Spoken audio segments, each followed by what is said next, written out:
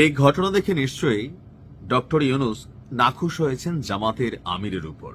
তবে জামাতের আমির কি ভুল কিছু বলেছেন? না, তিনি যা বলেছেন এটা হচ্ছে বাস্তবতা, এটাই সঠিক। কিন্তু সমালোচনা গ্রহণ করা এটা কিন্তু কষ্টকর।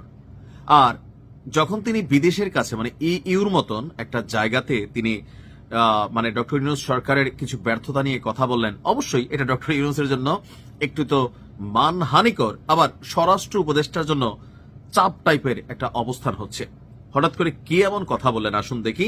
আসসালামু আলাইকুম, সবাই কেমন আছেন? আশা করি ভালো আছেন। আপনারা সবাই ভিডিওর শুরুতে ভিডিওর কিছু অংশবিশেষ দেখে বুঝতে পেরেছেন ভিডিওটা কতটা গুরুত্বপূর্ণ। তাই আর বেশি কথা না বাড়িয়ে চলুন আমরা মূল আলোচনায় চলে যাচ্ছি।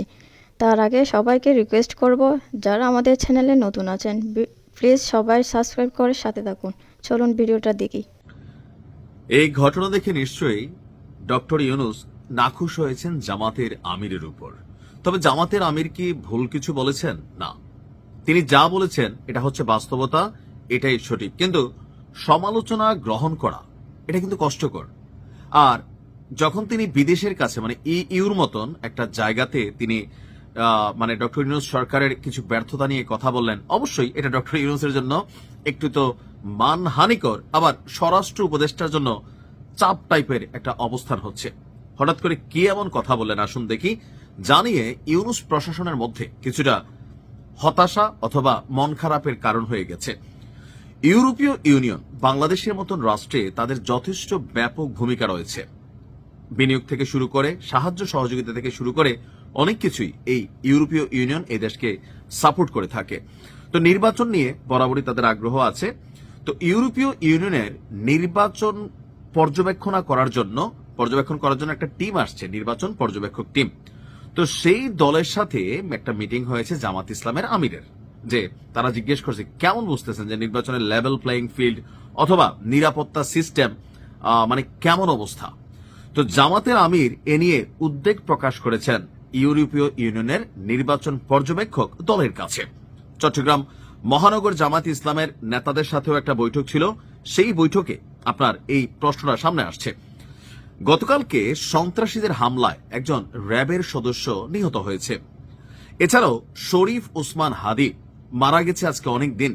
সরকার হাদির পরিবারকে 1 কোটি টাকার ফ্ল্যাট দিচ্ছে, হাদির ভাইরে যুক্তরাজ্যে ভালো একটা জব দিচ্ছে। কিন্তু যারা অপরাধী, যারা এই ঘটনার মাস্টার মাইন্ড অথবা পেছনে যারা জড়িত, আমরা কিন্তু কিছুই জানি না, এলোমেলো সবকিছু, তাদেরকে কি সরকার গ্রেপ্তার করতে পেরেছে?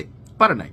5ই আগস্টের আগে পরে থানা থেকে যে অস্ত্রগুলো লুট হয়েছে, আমাদের স্বরাষ্ট্র উপদেষ্টার বক্তব্য শুনে মনে হয় তিনি সম্ভবত তাদের সাথে মিটিং করছেন। যদি মিটিং নাই করেন, তিনি কিভাবে গ্যারান্টি দিচ্ছেন যে নির্বাচনে লুট হওয়া অস্ত্রের প্রয়োগ হবে না? এখন এই কথাটার অর্থ তো এরকমই দাঁড়ায়, যারা নিছে তারা ওনাকে ওয়াদা দিচ্ছে যে স্যার আমরা নির্বাচনের সময় ব্যবহার করব না, পরে করব। যদি এরকমই না হয় তাহলে তিনি কিভাবে গ্যারান্টি দিচ্ছেন যে এখানে রাষ্ট্রের আইন শৃঙ্খলার অবস্থা অনেক জায়গায় ভঙ্গুর? এগুলো কিন্তু উদ্বেগের কারণ। এই বিষয়গুলো কিন্তু আলোচনায় আসছে। তারা বলছেন যে জামাতের নেতা নজরুল ইসলাম, যিনি চট্টগ্রাম জেলা জামাতের আমির আছেন, তিনি বললেন যে ইনসাফ ভিত্তিক বাংলাদেশ গড়ার সংগ্রামে প্রতীক শহীদ শরীফ ওসমান বিন হাদির হত্যাকারীরা এখনো গ্রেপ্তার না হওয়ায় জনমনে ক্ষোভ এবং উৎকণ্ঠা বিরাজ করছে। ফ্যাসিস্ট সরকারের আমলে পরিকল্পিত সন্ত্রাস সৃষ্টি করে এই হত্যাকাণ্ড ধামাচাপা দেওয়ার অপচেষ্টা চলছে। গতকালকে দুপুরে চট্টগ্রাম মহানগরের জামায়াতের কার্যালয়ে ইইউ পর্যবেক্ষক প্রতিনিধি দলের সাথে দলটির নেতাদের মতবিনিময় হয়েছে। এখানে অনেক গুরুত্বপূর্ণ ব্যক্তিরা জামাতের পক্ষ থেকে ছিলেন। এমনকি অবৈধ অস্ত্র উদ্ধার, জামিনে বের হওয়া বড় বড় শীর্ষ সন্ত্রাসী যারা আছে তাদেরকে গ্রেপ্তার এবং সামগ্রিক জননিরাপত্তা এগুলা নিশ্চিত করার পক্ষে মতামত তারা তুলে ধরেছে। যে নির্বাচনের আগে প্রকৃত লেভেল প্লেইং ফিল্ড তৈরির মাধ্যমে নির্বাচন ব্যবস্থার স্বচ্ছতা সরকারকে নিশ্চিত করতে হবে। ভোট গণনা কক্ষ সহ নির্বাচনী কার্যক্রম শতভাগ সিসিটিভি ক্যামেরার আওতায় এনে তার পূর্ণ নিয়ন্ত্রণ সরকারকে নিশ্চিত করতে হবে। আমরাও মনে করি সিসিটিভির আওতায় যদি না আনে কারচুপি হবে, ভোট দখল হবে, এখানে অনেক কাহিনী হবে।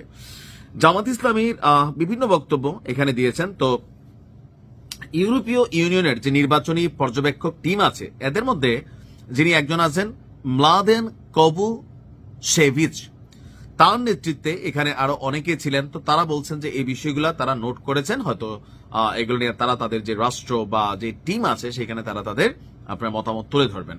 তো আমরাও মনে করি এত বছর পর একটা নির্বাচন হচ্ছে, এটা হওয়া উচিত টোটালি যেন কোনো রকম ভয় ভীতিহীন মানুষের উপস্থিতি যেন সরকার সর্বোচ্চ করতে পারে এবং কারো পক্ষে না গিয়ে যেটা সুষ্ঠু নির্বাচনের জন্য দরকার সেই অবস্থান সরকারে থাকবে। ভালো থাকুন, আসসালামু আলাইকুম।